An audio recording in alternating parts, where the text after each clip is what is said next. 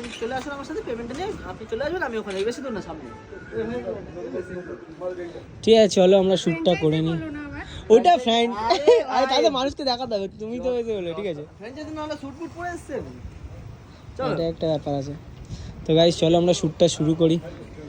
না হ্যাঁ তুমি কেন বসে আছো, তুমি তো বসে থাকবে না, তুমি তো বলবে না এটা কি মানে তোমার ইয়ে হয়ে যাওয়ার পর মানে খাওয়া দাওয়া হয়ে যাচ্ছে তারপরে, তাই তো?